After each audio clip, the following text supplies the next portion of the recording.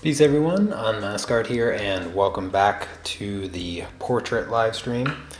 So yesterday we got the background filled in pretty well, got a nice layer of pencils on there, and today I'm just going to continue layering, start building up my colors a little bit more, and yeah, so I'm just going to start there and continue layering, and I think I'm going to start with this color here, which is just a luminance color. Hey there, Nitesh, Deb, Natalie, good to see you. Glad you're here. Thank you for coming. Really appreciate it. It seems you guys have been enjoying the live streams the last couple of days. It's been really great hanging out with you and just chatting, having conversations about all kinds of random topics. So I appreciate you coming by. Bad Vibes Sneaks, hello, good to see you.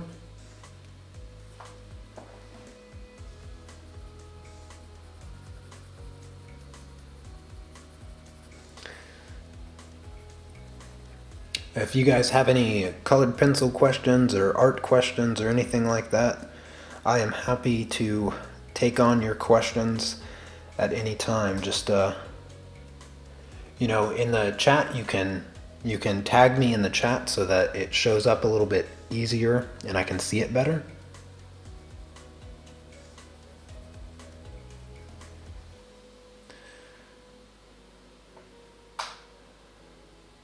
Oh, hey there, Art Gear Guide. Yeah, it has been a while. I'm glad to see you. I always see your articles in Colored Pencil magazine. Doing your reviews. Anybody in the chat looking to buy some art supplies? Head over to Art Gear Guide's channel there. He does a lot of thorough reviews of pretty much any art supply that you are thinking of getting. Hey there, Debbie, Lindy, Chrissy. Good day to you as well. Thank you for stopping by. Always a pleasure.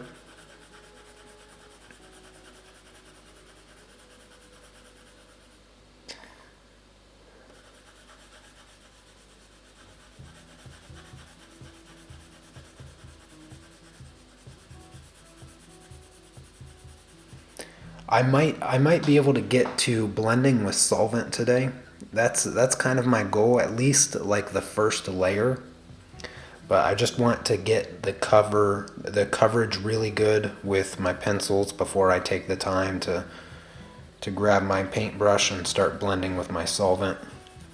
Because you can get, I mean, realistically, you can actually just continue to layer with your pencils and just completely burnish the paper and get the project done without ever using solvent. But I enjoy doing it, especially in backgrounds where it's not as fun to color in the first place. It helps speed the process along quite a bit. Although I'm not trying to really speed the process along. I wanted to catch yesterday's stream, but it was 4 in the morning. Yeah. Well, I'm glad you were able to catch today's live stream, Debbie.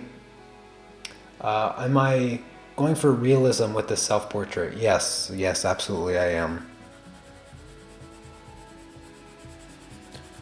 Yeah, it's the thumbnail is meant to be the representation of the end goal. Obviously, I'm about 28 days away from that goal, but we will get there. We will get there. That I can assure you. I'll be working on this every day for the entire month.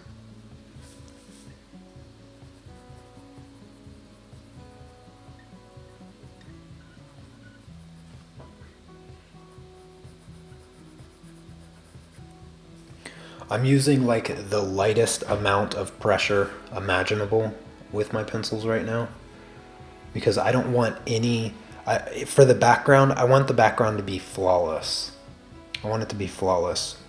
So to avoid any streaking or lines or any texture like that, I'm just using the smallest amount of pressure to the point that the color even barely shows up. I mean, I've already spent 2 hours, about 2 hours, I think, on the background. Or wait, no, I streamed. The day one was just transferring the line art. That's right. And today is day 3, so I'll have spent about an hour and a half on the background. I guess would probably be a better estimate.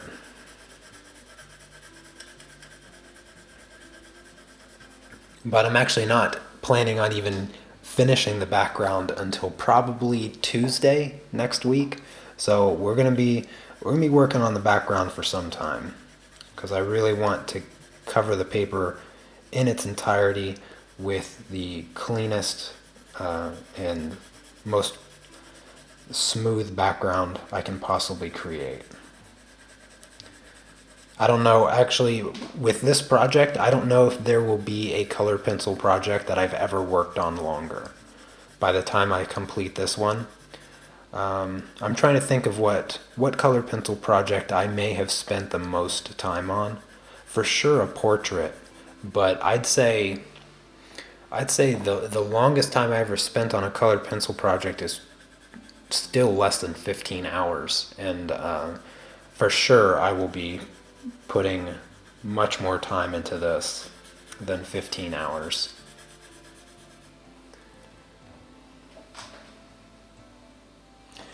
Oh yeah, I know what you mean, Harry. Rushing the backgrounds. Rushing the backgrounds is a very, very common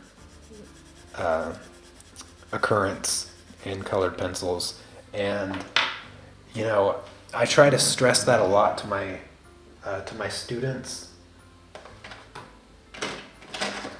How rushing the background is like a really important thing not to do, because we have this assumption that because the background lacks detail, and we're not trying to capture like the viewer's attention with the background. You know, that's not what we want the viewer to look at, and so we end up rushing it, thinking it's less important than the main subject. So I often reiterate to my students that even though the background lacks detail, lacks interest, and you're not trying to draw attention to it, it's actually just as important as any other part of the picture. You have to have as much care for the background as you do the main subjects and all of that.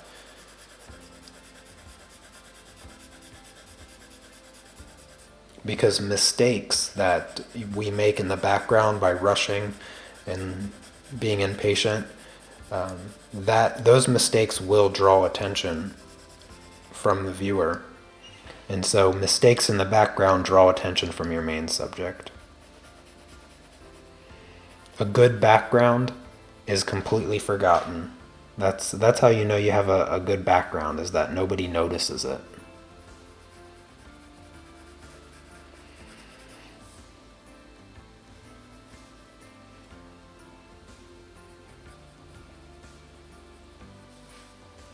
Hey there, Shiny. Good to see you.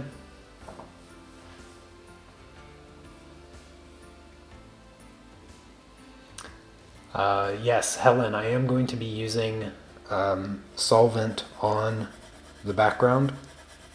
In fact, I'll most likely be using solvent on this entire project in some way or another.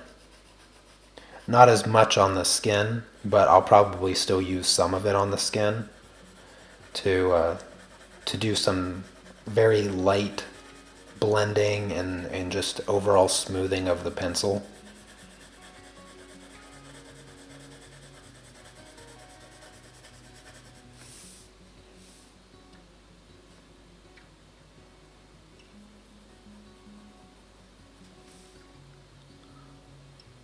Trying to make sure I get all the way up to my line art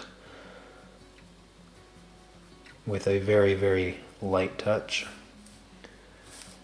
I can get, if I have enough pigment on the paper, I can just use my paintbrush and my solvent to push that pigment up to my line and get a nice clean edge there. So I'm not stressing too much, and I'm certainly not pressing really hard. I don't want to create a outline, because then it makes it look like the background and the subject is on the same plane, and it prevents it from looking three-dimensional. That's what outlining will do. It makes it look more two-dimensional.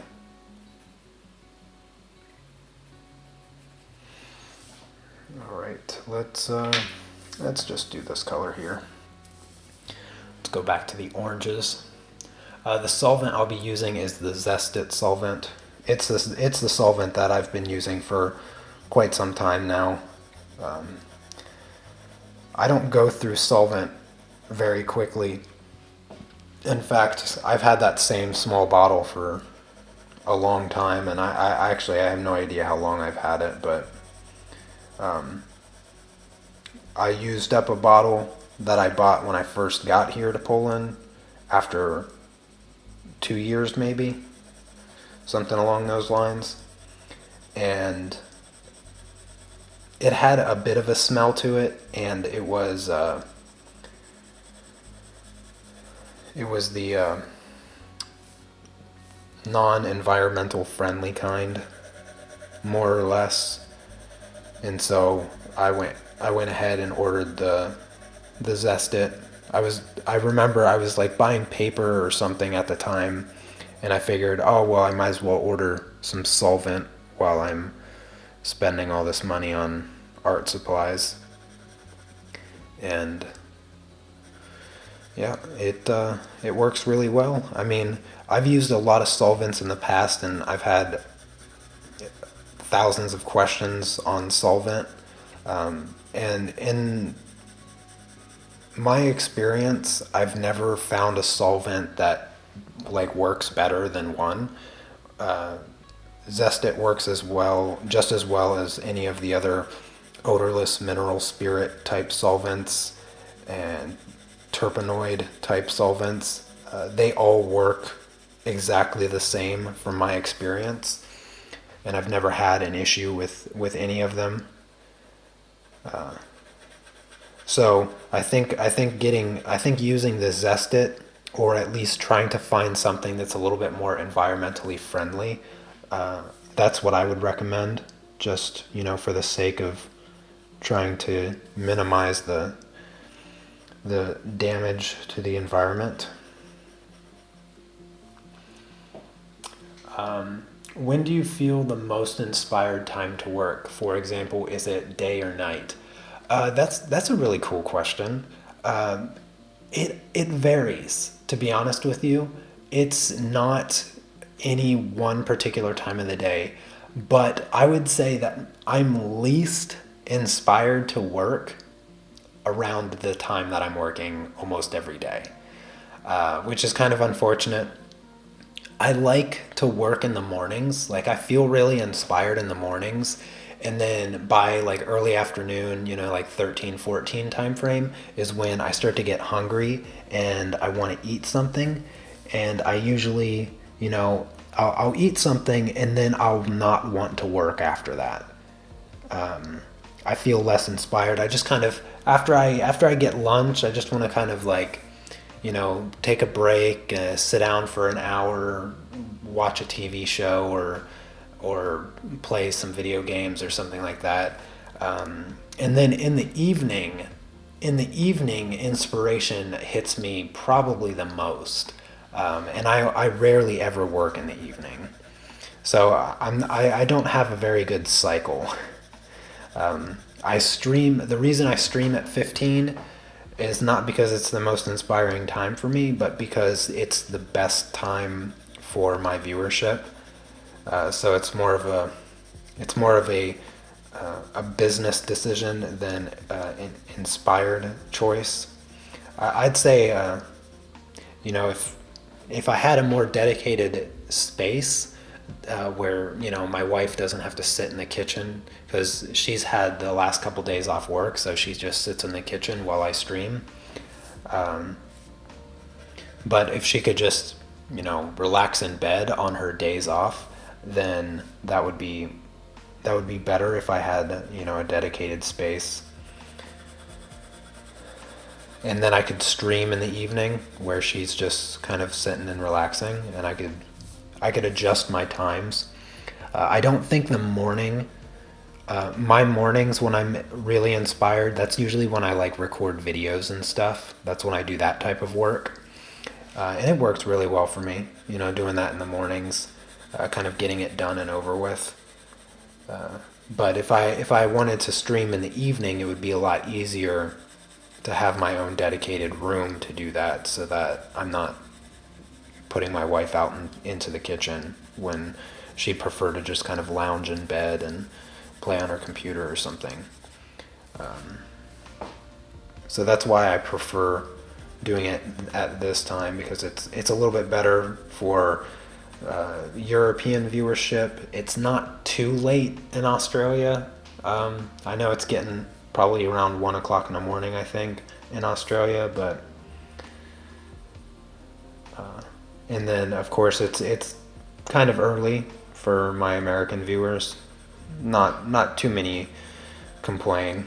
I know a lot of them get up real early to watch the streams, but yeah, that's a good question. What time of day do you guys? Let me know in the chat what time of day you guys feel inspired the most. I think the stereotype is that artists like to stay up late and working, and wonder how common that is amongst everybody in the chat. I've never really been that way, you know, where you just want to wake up at like, or you just want to stay up throughout the middle of the night drawing on something, working, painting on something. I don't like the idea of doing stuff at night too much when it's dark out, because I'm usually reliant on natural light, although I'm not anymore. I kind of rearranged my lighting in my room, or at least my lighting setup for live streaming, so that I can keep it more constant. I decided I covered the windows completely with cardboard so that zero natural light comes in, and then I added an extra ceiling light to help brighten the overall lighting situation. And I didn't notice for like the longest time that I had my monitor stand and stuff where I hang my camera off of had a really bad shadow coming across my scene. But now you can see there's no shadows come running across my paper anymore. So, yeah. Hey there, Vignac. It's going really good.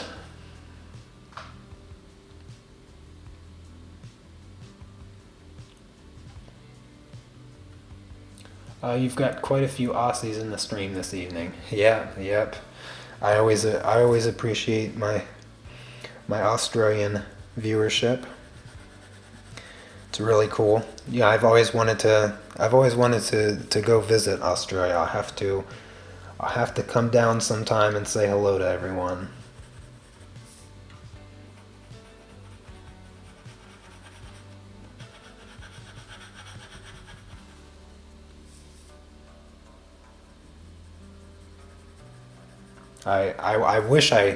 I wish I could do a bit more traveling. I haven't really done a lot of traveling lately, and yeah, yesterday I bought my ticket to go back to the United States for a couple weeks, so I look forward to that. Finally got my ticket, and so I got all that taken care of, and I need to I don't know, plan some more trips around Europe for sure, because it's relatively inexpensive to travel around Europe, even if you're taking a plane to one of the other countries. You can usually get a really cheap airline ticket for about 100 euro or so, or even less in some cases.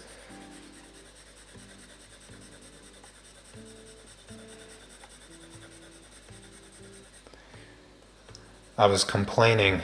I was complaining to my wife yesterday about the stupid airlines, because I would be looking at a ticket.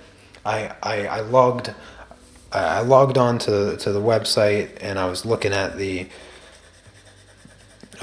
airline tickets, and I was changing my dates around, trying to find the best flights, and I found like the perfect flight. I was like, oh, that leaves exactly when I want to. I get back even a day later, so I get to stay one day longer.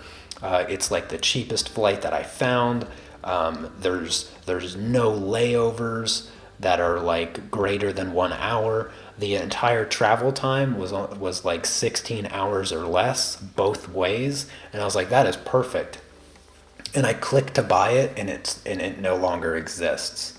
Like it doesn't that apparently those flight times and the airplanes doing it just disappeared because they no longer existed at all in the order in which they were listed on the website, and it wouldn't have been so irritating if it hadn't already happened like 4 other times before that. And so I didn't get like the most ideal flight dates, but it's gonna work out. I'll still have plenty of time with my family and all of that, so I'm happy with it. I'm almost finished with my pastel portrait. Oh, that's really cool, Barbara. Also, hello.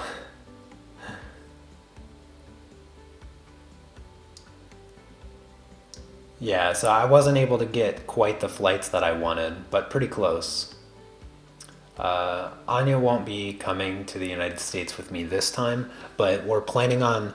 I'm going this time, and just me. I'm going this time, and then in September, I want to go back before school starts with the kids and stuff. That's kind of the plan, and then she'll come with me that time. I didn't think it was going to be much like very beneficial for her to come on this trip, because this trip is mostly going to be about my sister. She's having a baby. It's just going to be baby stuff, and there's not going to be a whole lot of time that I'm going to set aside to not just be spending time with my family and helping my sister ease into having her fourth kid, and just doing what I can for her during that time. And having my wife fly all the way to America to basically just sit on the couch and watch TV, it's not really the ideal scenario in which I'd want to take my wife back to the United States. And I don't think it's worth for her to take that time off work just so she can go watch TV in a different language. And so it's just me this time, and then in September I'm hoping we can do some really fun stuff, and maybe even travel around the states a little bit, get outside of Ohio, maybe go down to I don't know, go anywhere else other than Ohio. I'm sure my sister Cece would be up to a little road trip or something.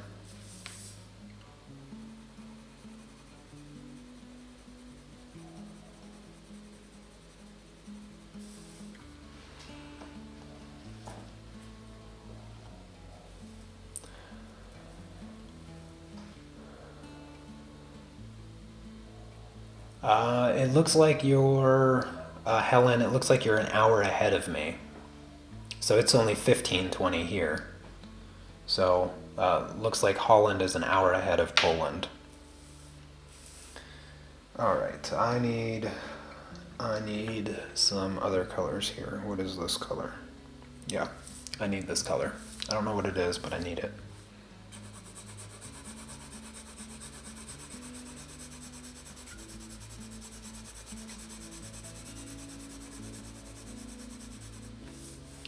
Do I speak Polish? No, I do not speak Polish. I have practiced it like on and off while I've been here, and I can understand a bit of it, and I can speak a little bit of it, but it's a really difficult language to learn. And you know, I'm always working. I'm always speaking Polish. I mean, I'm always speaking English, and I barely ever leave my flat, and I don't hang out. I don't hang out with people other than my wife. So I don't have any reason to speak Polish.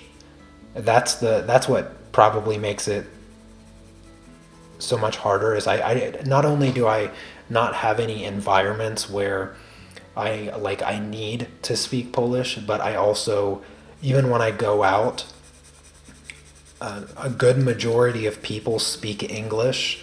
So even in situations where I try to speak Polish to people, they just end up talking back to me in English. So it's like whatever. I'll just talk in English, and yeah, it's been tough. I've wanted to learn even before I got here.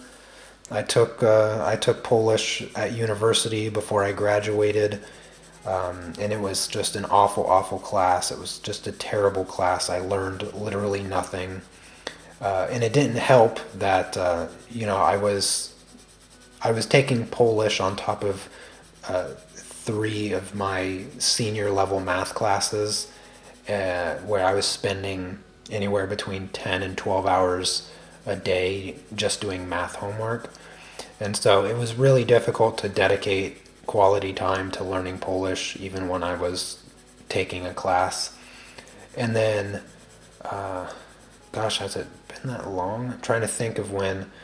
I don't think it was last year that I took Polish, but maybe the year before that.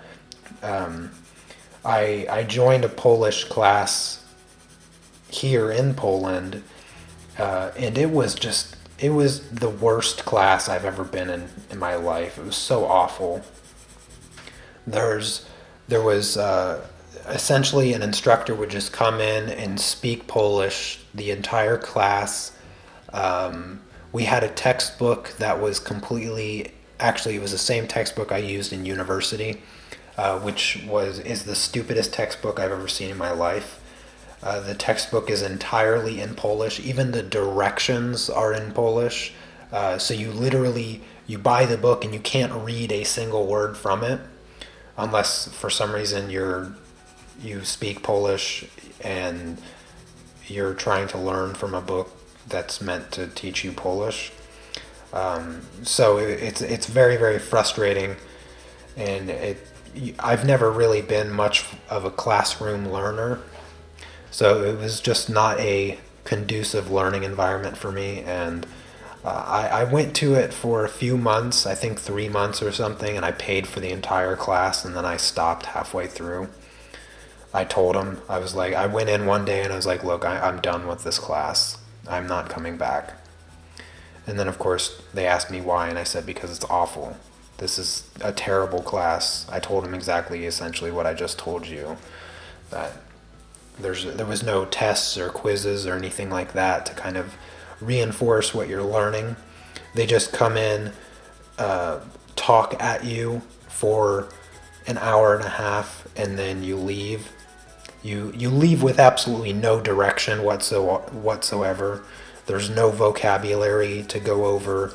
There's nothing. There's just this book that you can't read in the first place.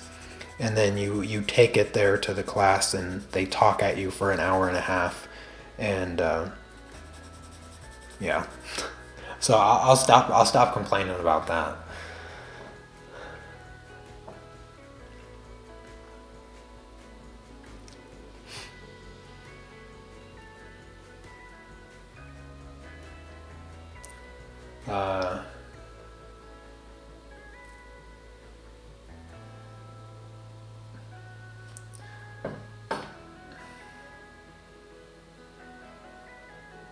I work with some Polish guys.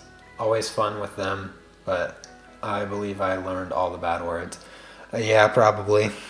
Probably.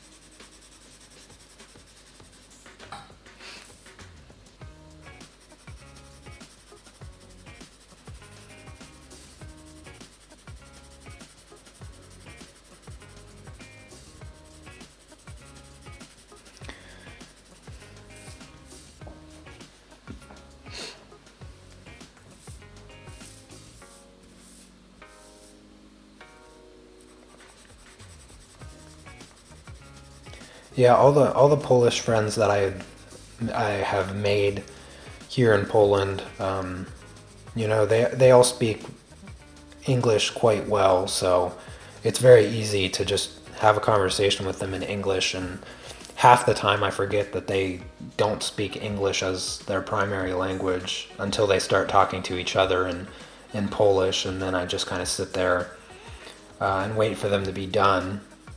Uh, and some things I can understand, but you know, outside of context, I have no idea what most people are saying.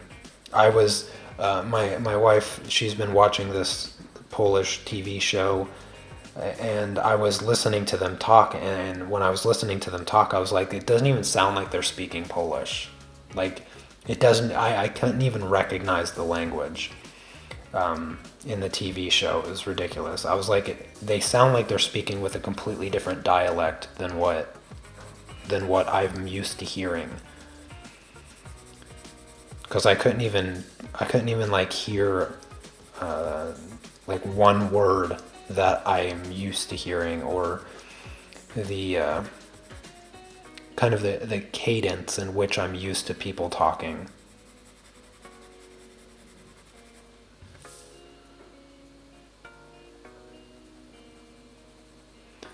I've all but given up learning Polish at this point, unfortunately. I might come back to it if I get inspired, but for now it's just kind of for now it my attention is much more geared towards finding a house. I was looking at I was looking at flats yesterday online to see if there was any good deals, or what the price range is for the size that we need, and it's really not it's really not great. Yeah, it really is not. I could buy a flat here in Poland for a tiny place, not much bigger than the flat we're living in now, which is just not acceptable. I need like at least one more room, but they list it really, really stupid. Um, they they call a living room a room, even if it's like the kitchen, the dining and living area. Even if that was one space, they consider that a room. But in America, when you say, "Oh, I'm looking for a two bedroom, one bath kind of place," um, the living room area is not counted as a room. It's just kind of an assumed part of the house. Uh, and so when you look up flats in Poland, you have to say three rooms, because then you get, the kitchen, the bathroom, the living room, and then you get then you get a bedroom, and then you'll get one other room that could possibly be used as a bedroom. But half the time, the pictures are like the worst uh, property pictures or realty pictures that you could imagine, because they take pictures like the weirdest thing. There was one picture that it basically was taking a picture of a corner of the floor inside the bathroom, where you could see You couldn't tell if it was a bathtub or a shower because you only saw like one little corner, and you can't tell if it's high enough for it to be a bathroom or a bathtub or a shower. And then it showed like the corner counter of the sink area, but you couldn't tell if it had a vanity mirror or a cabinet or anything. And you just come across like the worst pictures in the world, and it's, usually you want to use the pictures to kind of weed out the places that you'd be willing to go see and the places that you're not interested in at all. But you literally can't do that because the pictures in nearly every single case, like almost every single flat or house that I've looked at on the websites that list such places, have the worst photographs I've ever seen in my life. It's like they gave their child like an old iPhone to go take random pictures. It's so frustrating to look for houses and flats and stuff. It is just beyond frustrating at this point.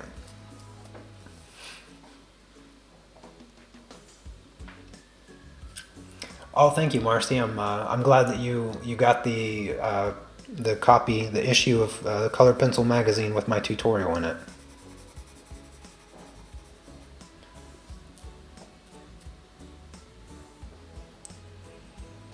I agree, Shiny. A room should have a door. A room should have a door. And that's not the case that I've come across. So I have to search for, anyways, kind of getting back to it. So I have to search for 3-room flats and houses in order to just get 2 rooms.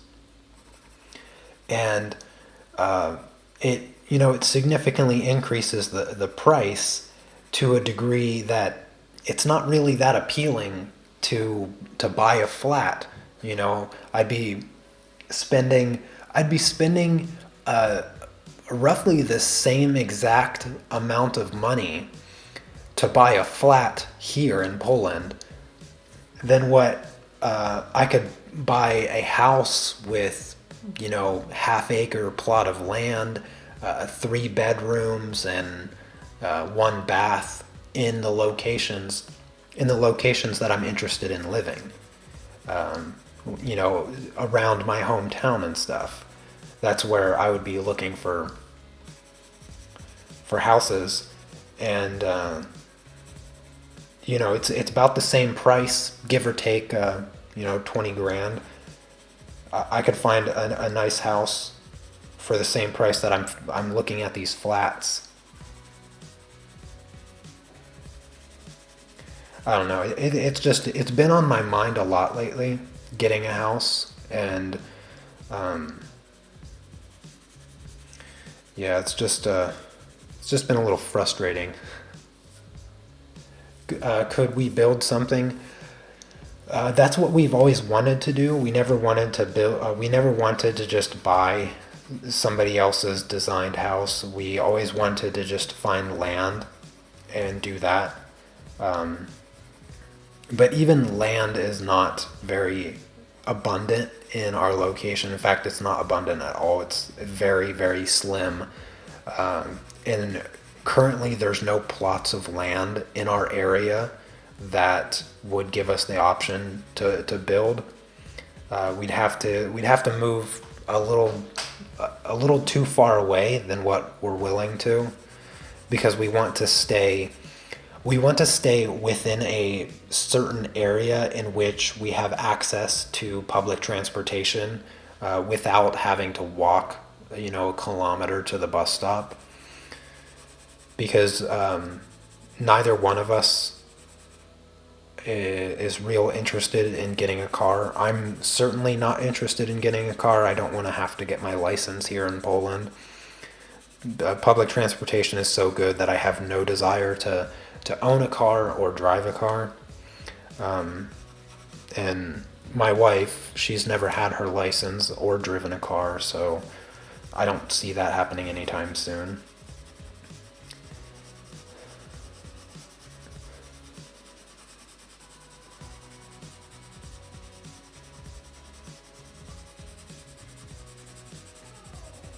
I don't even know what the process would be for me to get my license here in Poland.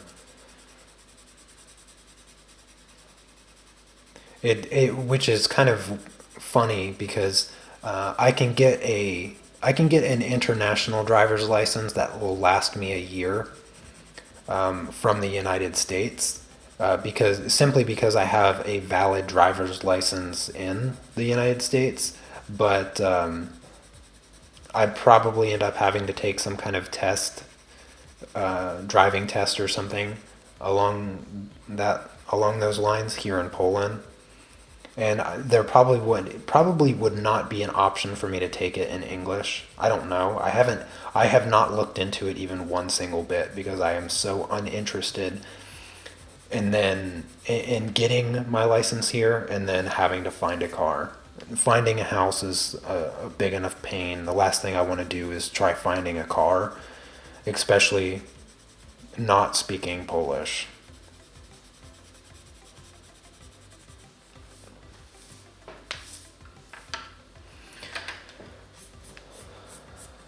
Okie dokie. Time for some more blue. Um,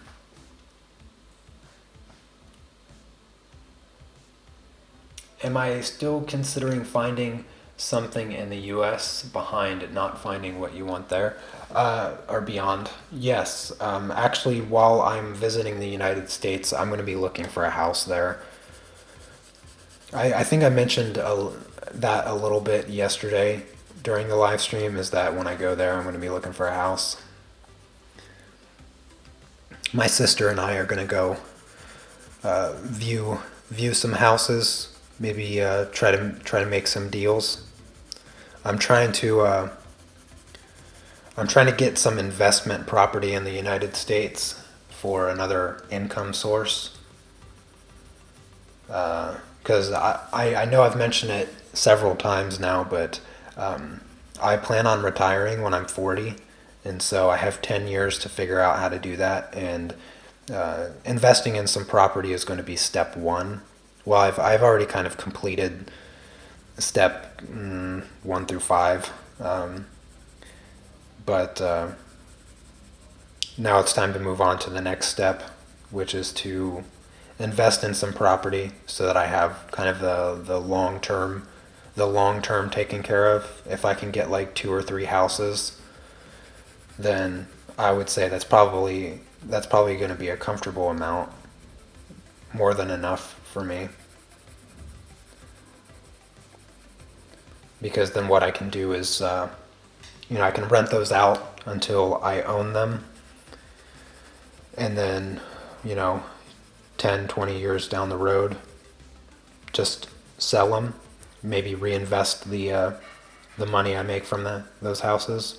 That's probably what the plan is going to be. It just depends on how it goes from there. And if I do end up buying a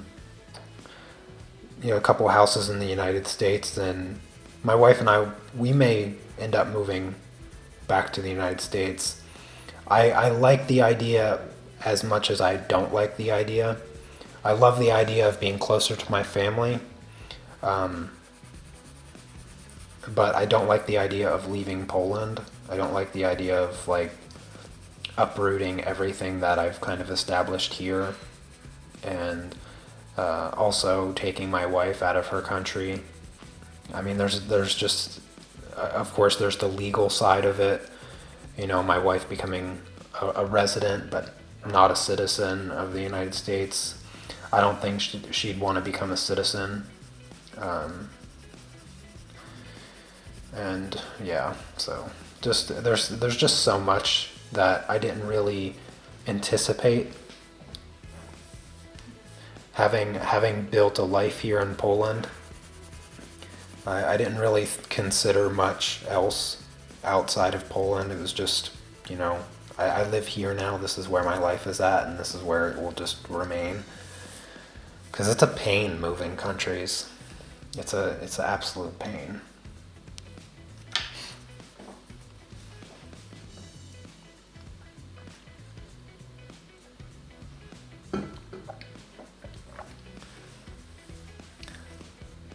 Oh, hello, Danny. Happy Friday to you as well. I am doing very well, thank you. Thank you so much for asking. Despite the last half hour of complaining, I think I'm ready to blend out with some solvent, just to see where my colors are at. So I'm going to grab my solvent and my handy dandy number 8 round brush, my legendary round brush. Grab a piece of tissue. Got to make sure my brush is clean. I haven't used it in a little while, so I don't even know what the last color is that I might have used. It looks like some kind of purple or red. Yeah, it looks a little red. So make sure I get those old colors out of it completely. And I think I'm just gonna start down here.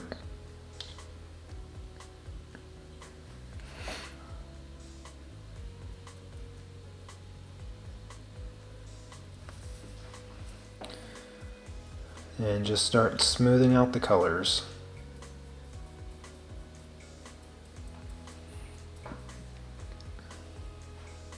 Have I thought about dual citizenship? You mean for me or for my wife? Well, regardless of which it's for, I haven't considered it.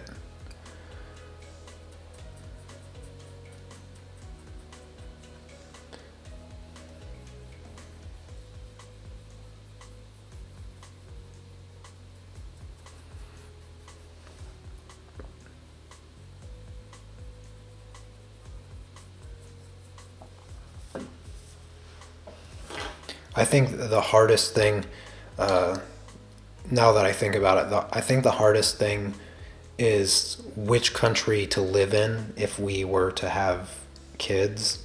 I know my wife is not convinced yet that we'll ever have kids.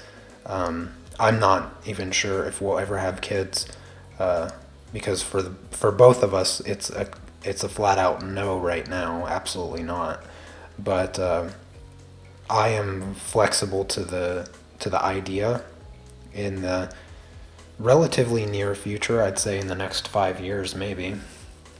But if it doesn't happen in the next, I don't know, probably 7 years, then it's not going to happen ever. But which country to live in if we were to have kids? That's another struggle. I mean, even if we live in Poland, if we were to have kids, they would have dual citizenship automatically since I'm a U.S. citizen, and that's all they need to be a U.S. citizen is one parent that is a U.S. citizen, and then of course they'd have Polish citizenship, and they'd grow up, in a Polish school, learning 2 languages, I think maybe if at that point is where I'd really dedicate learning Polish, just so that,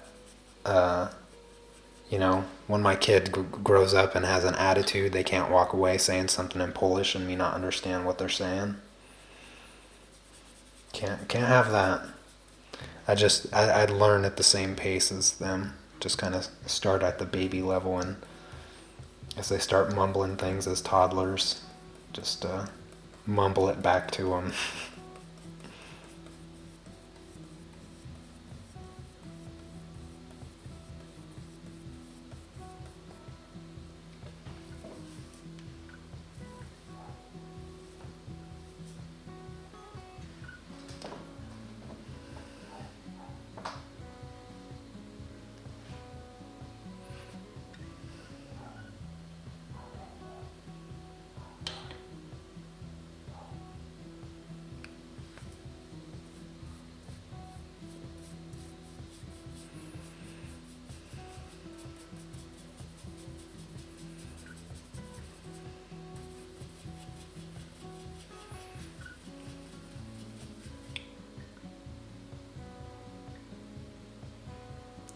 Oh no, there's no baby fever here. No, it's still a strong no for both my wife and I. We're still both a solid no on the baby front.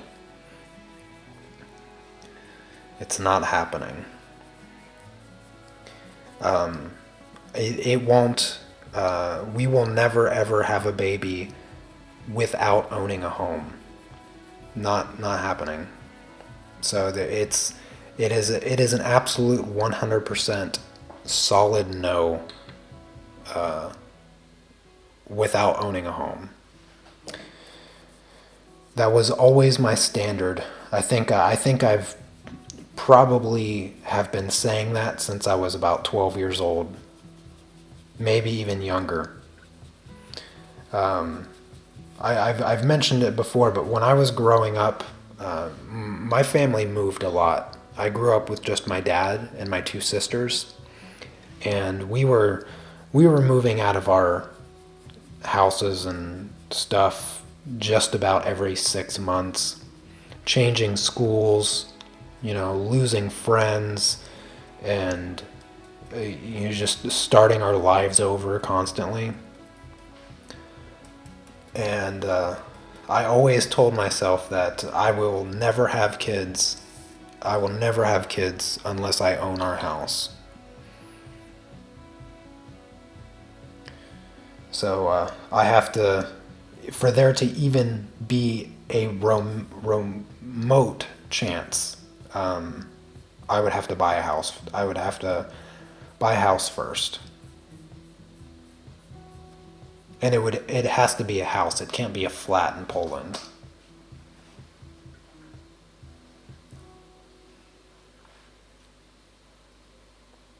Oh, Helen, yeah, I was thinking that too. Even if I were to speak the language, there'd always be that new language that all the kids speak. The funny thing is, even when I was a kid, I didn't speak the language that kids spoke. I never got into, I never followed a trend from what I can remember. I dress the same since for as long as I can remember.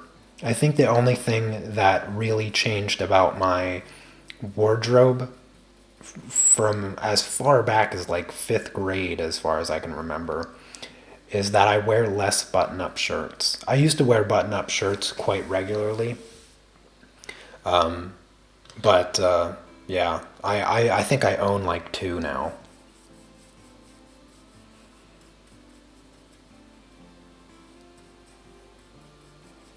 That's about the only thing that has ever changed.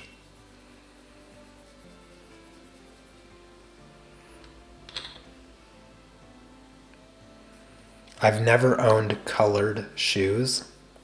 I've never owned colored shoes. My shoes are always, I almost always. I've tried to branch out a few times and change the color of my shoes, but they're always like a neutral color, even if I do that. But all the way back to preschool, it was all black shoes, all black shoes. That was what I would buy every single time. All black shoes, all black suede shoes. That was my thing. And even to this day, I have all black suede shoes.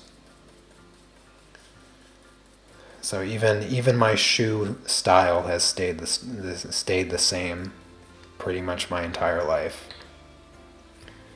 I can't wear colors on my feet. It distracts me when I walk. It drives me nuts. I can't take it. And I've tried. Oh, I've tried to not wear black shoes, but just it doesn't work. Doesn't work.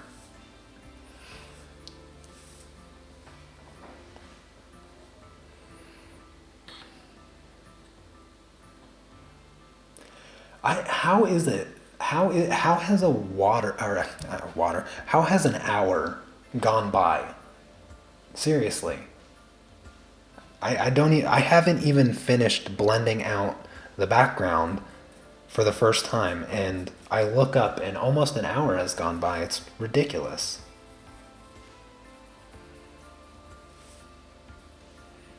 Time flies when you're complaining about not finding a house. I wish looking for a house was as enjoyable as complaining about having to look for a house. I would have probably found 3 or 4 of them by now.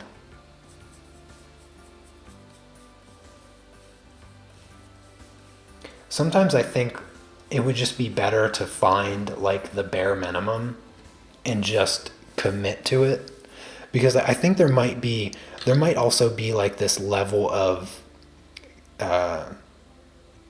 commitment issue with purchasing a house. You know, where you're kind of looking for the perfect one, and so you never find it because the perfect one doesn't actually exist.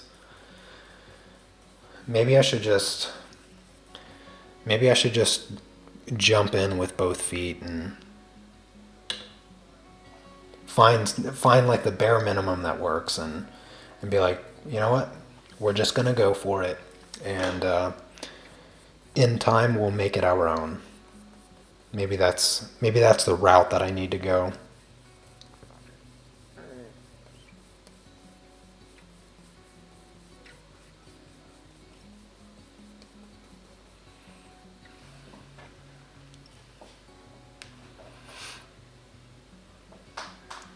Actually, watching you do the background and blend it out is relaxing. The complaining is a bonus.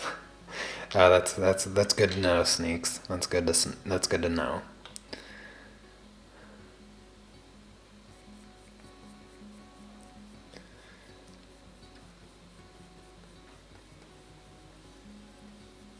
All of you guys are like my therapist. Oh my goodness! Wow, Helen, we're like on the same exact wavelength. I did not see your comment before I said that you guys are like my therapist. I was just about to say that, and then I look up and see that you essentially said the same exact thing. Wow, that's funny.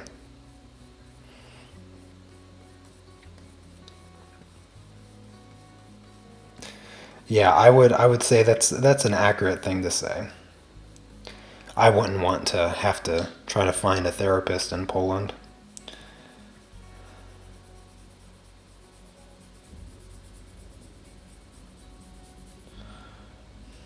I need to find a dentist.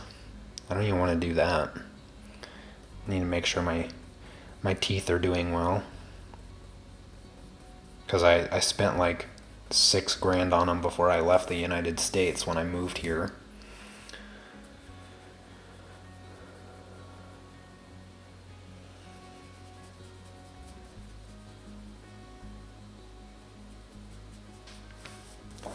Background is already starting to look better.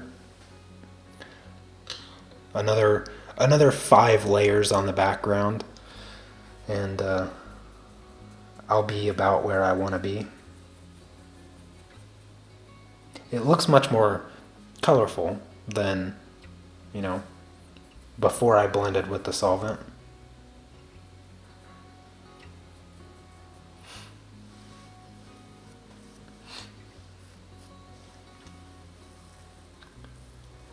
You should list 10 things you wish from your house, then arrange them from most important to least important, and then compare different houses to that.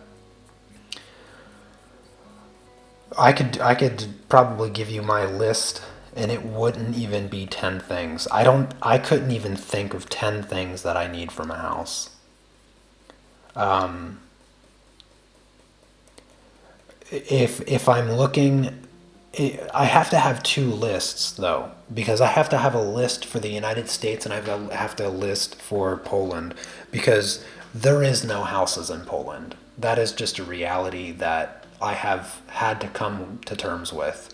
Unless you're super wealthy, you're not getting a house in Poland, period. Or you're living out in the middle of nowhere, which is not an option. So, um,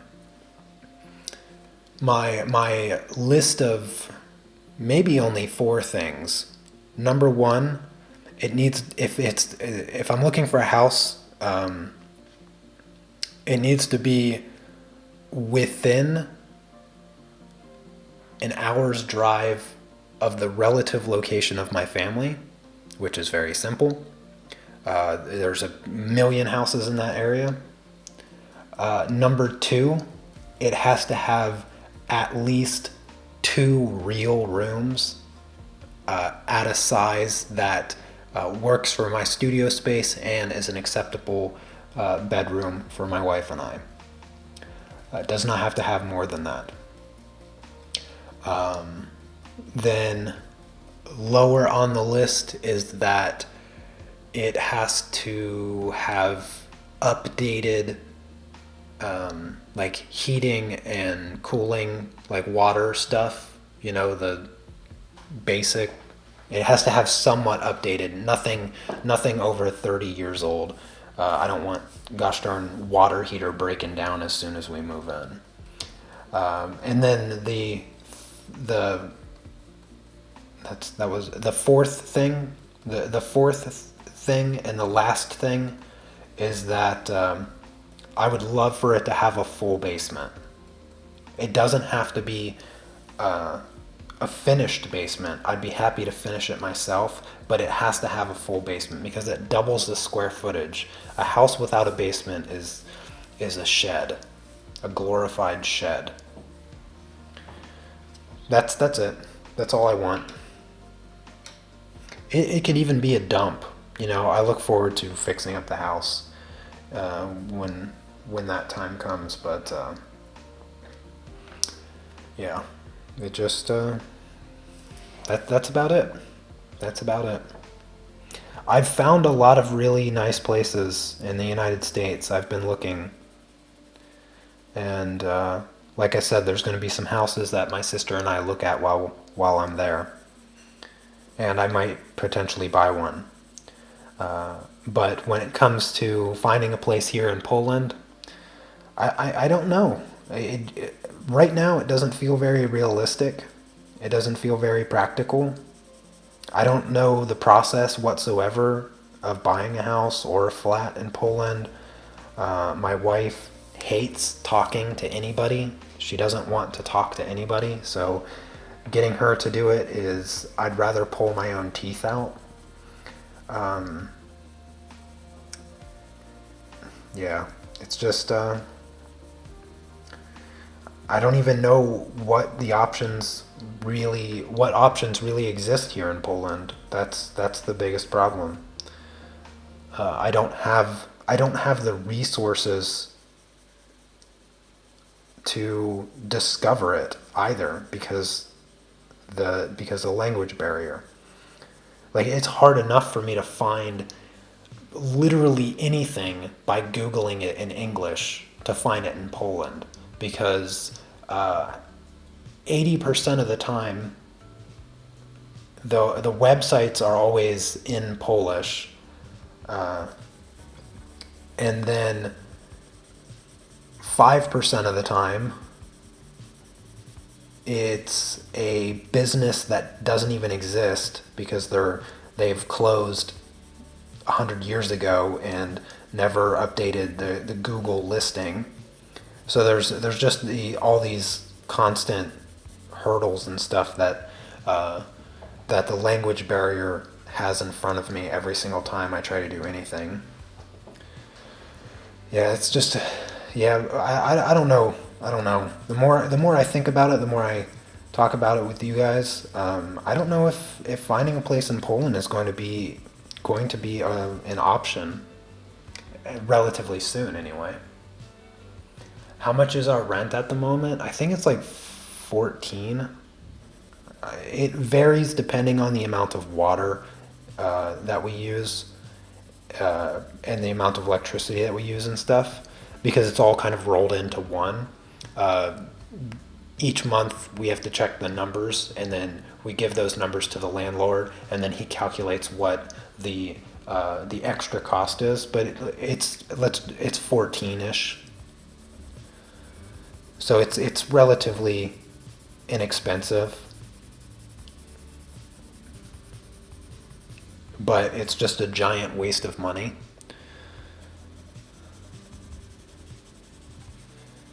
It disgusts me that I'm 30 years old and I still rent. Not that I hold it against anybody, but for me personally, I just I mean for 15 years now, I might as well just have went outside and burned a barrel of money, because that's all I've been doing for the past 15 years.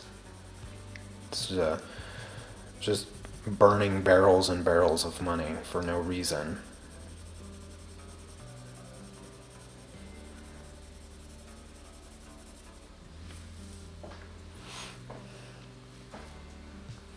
In all honesty, it feels like you aren't going to be happy with any flat there. They're just too small.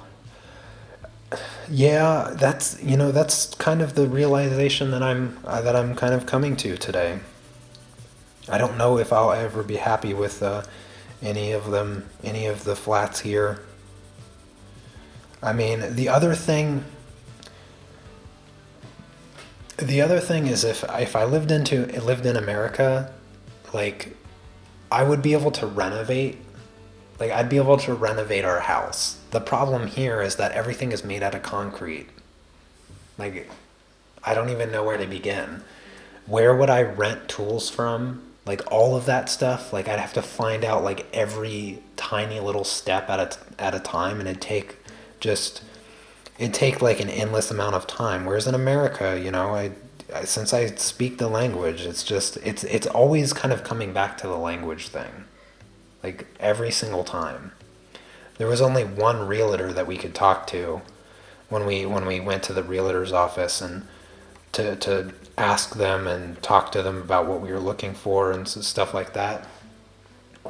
And like, his English was not good at all, but there was only one option, and he was like half my age. I was talking to a child.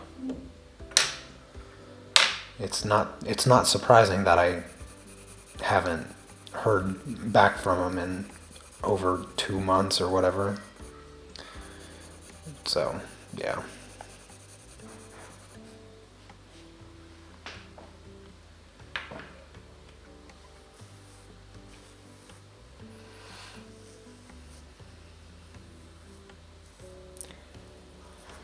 Yeah, all the walls in essentially every building is just concrete.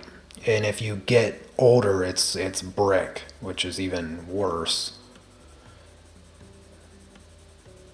because the old stuff just crumbles. It just falls apart. You drill into it and it just falls apart. And then, like, you paint on it, like you do paint, it flakes off. Like, there's just nothing you can do about it. Renovating is just it's just a process of putting a veneer on everything. That's literally every renovation in Poland, is just cover up whatever's beneath it and then make it look pretty, but then it falls apart in a year.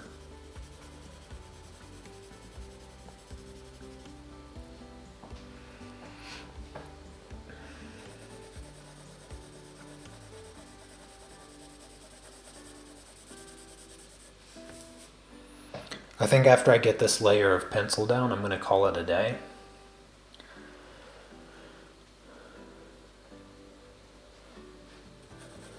So maybe, I don't know, maybe 10, 15 more minutes or so. I think I've filled your guys' day up with complaining enough. It's funny, we have these conversations. You guys always have really nice insight sometimes, and it's refreshing. And then when I'm done streaming, I almost always go to the kitchen to get water or something, and I talk to my wife as though I just spent time, like, talking to a close friend. And I always start with the same thing. I always say, "Oh, we were chatting, like we were talking during the live stream, and blah blah blah blah blah." It always like goes like that.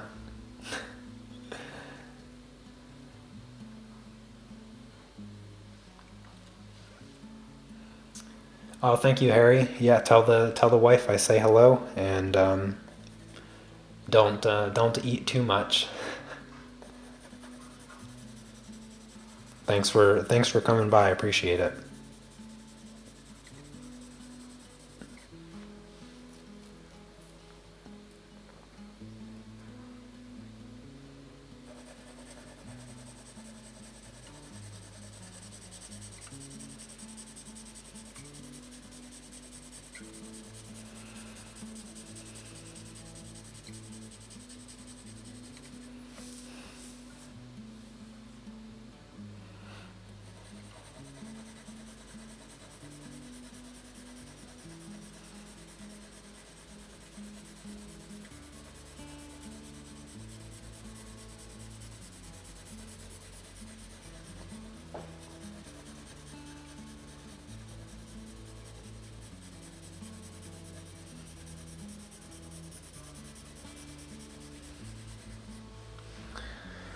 All right, let's go back to some blue.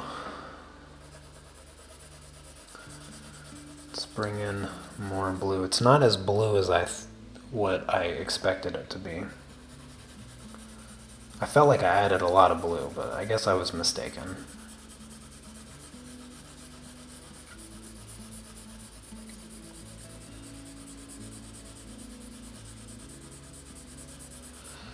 I think I'm going to go a little bit greener, since I do want that red-green. I want it to go from more of a red, like a red-orange to a blue-green. I think that's how I want it to look. In fact, that's how I know that's how I want it to look.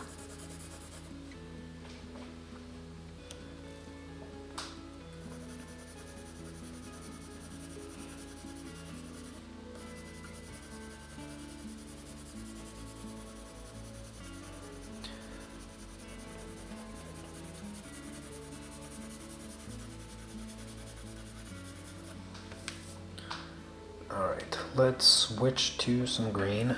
And I think I'll do a layer of gray. And then I'll call it a day. Yeah, I'll finish up with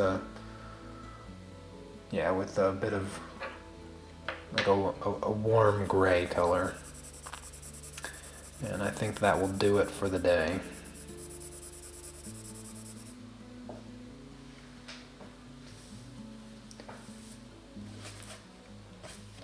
Oh, thank you, Sneak.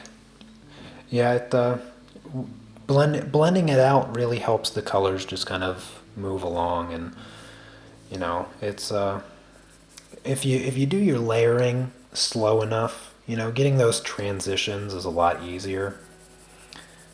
Keeping a really disciplined pencil pressure is also a handy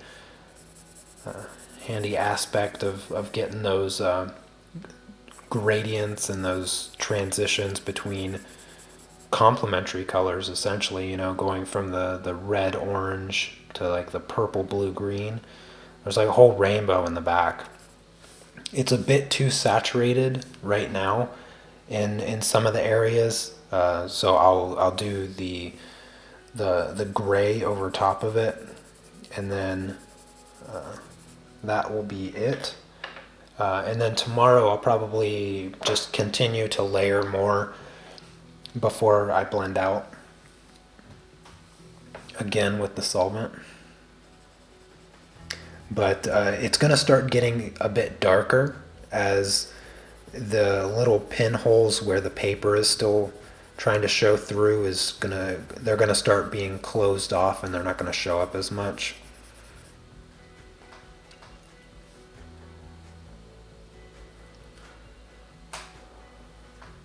Oh, hi there, Paula. Thank you. Thank you very much. I appreciate that. From Argentina, huh? That's cool. Not sure if I've had many Argentinians in the chat, so glad to have you.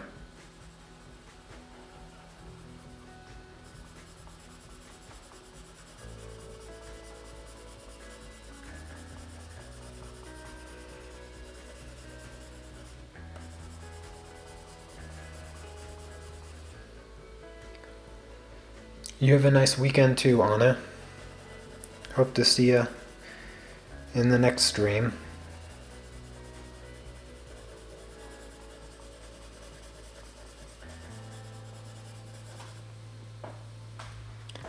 The solvent that I'm using is Zest It. So I'll just put the lid on really quick. I can show you.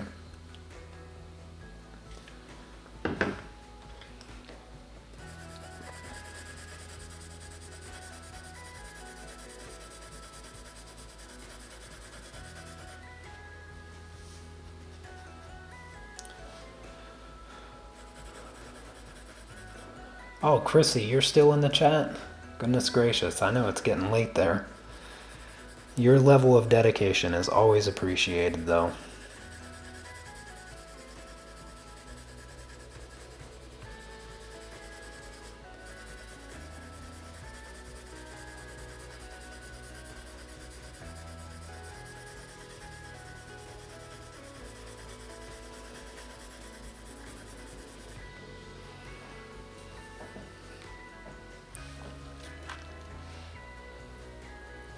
Oh, no problem, Lori.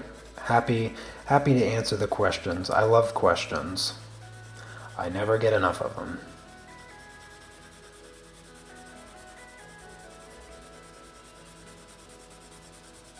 So feel free to ask as much as you want.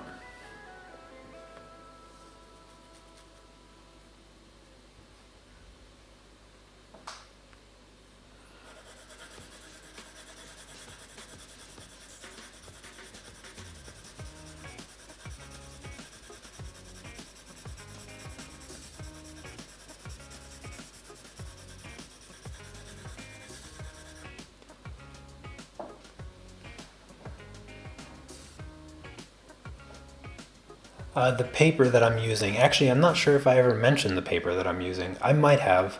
So the paper that I'm using is the Strathmore Bristol Plate 500 series paper.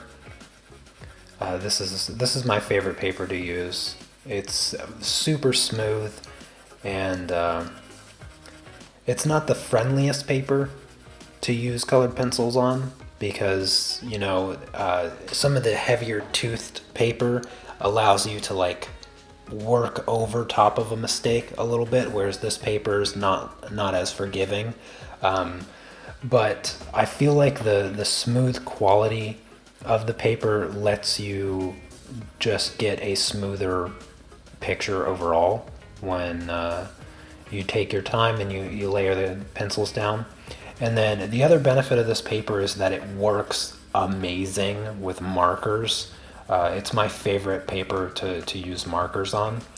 And if you've never used markers in combination with colored pencils, it's probably the two best mediums to mix. I love markers and colored pencils. I was really close to using markers on this project, but I decided to just keep it 100% colored pencils. But for sure, I'll probably be doing a project in the future using markers and colored pencils, because I really like to do that. And I feel like it's been too long since I've used markers and colored pencils together. Even though I did a little bit with the, I don't have it hanging up anymore, but the holographic skirt study that I did on the drawing journal last month, that I used markers and colored pencils with. I never really finished that drawing though. I just didn't think it really needed anything else, so I just quit working on it.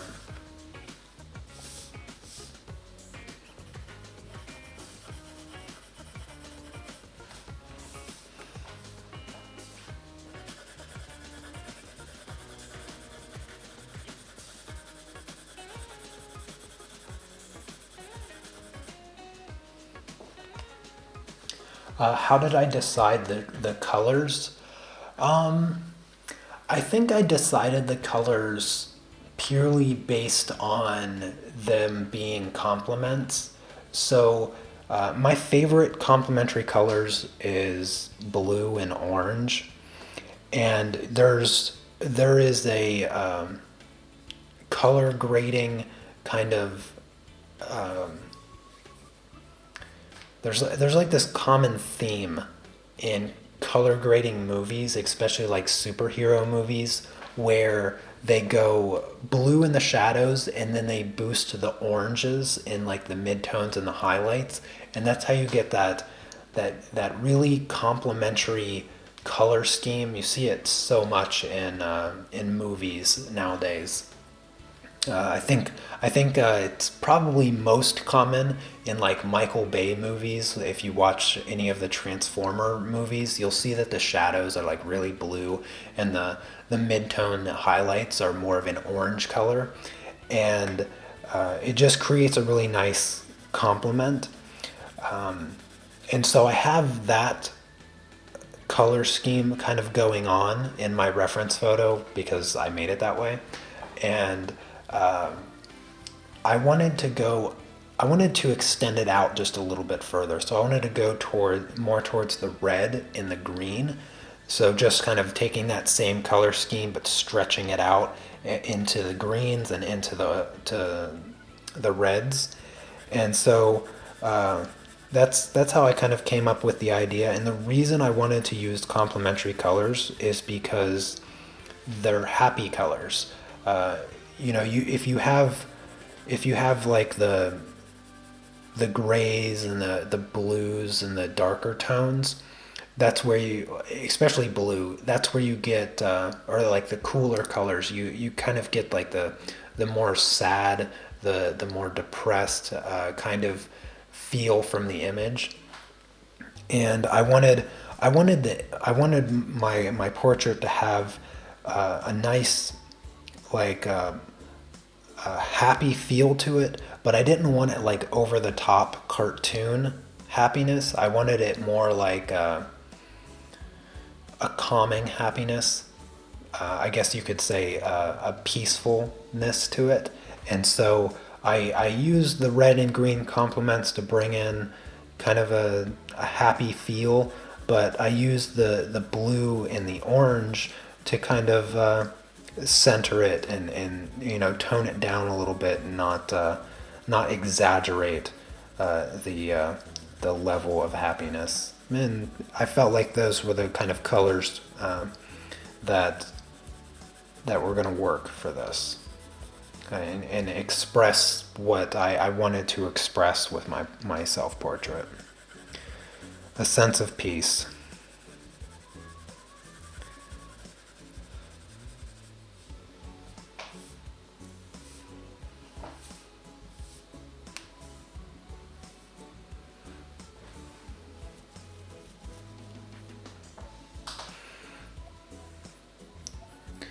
Alright, I'm just going to add a little bit more gray down to this corner just to darken it a bit, and then that's going to be it for today. I think I already went over the 15 minutes I said was going to be it for today, but this really is going to be it for today. So I'll just thank all of you now for coming by and hanging out. If you enjoyed the live stream, be sure to give it a thumbs up for me, so that I know all of you enjoyed it. I really appreciate all of you coming by and hanging out, and helping me clear my mind and think things through.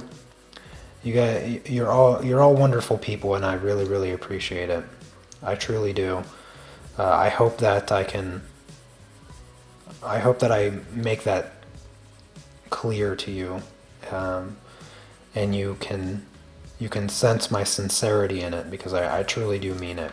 It means a lot to me that you guys spend your time hanging out with me and watching my live stream and chatting with me, and just being overall really great people. It makes me happy that we have our own little corner on the internet together, and you know, it's just a friendly place to hang out. It's more than what I could have ever hoped for when I started my YouTube channel. Never in my wildest dreams would I thought I would have gotten to a place like this, or even helped create a place like this. But I can't take the credit, because you guys are the ones that make this place the way that it is. So thank you for that. And yeah, that's going to be it for today. Tomorrow I'll just continue on layering and do some more blending on the background, and we'll see where we can get with this portrait tomorrow. I think I'll try to schedule tomorrow's stream in my evening, so I'll do a little bit later in the evening. Try to get different people in, because I know that time changes, time differences between everyone. So I'm going to try to do it in the evening, and I'll schedule it right after I finish this stream. So thanks again. You guys have a lovely rest of your day, and I will see you next time. Take care. Peace.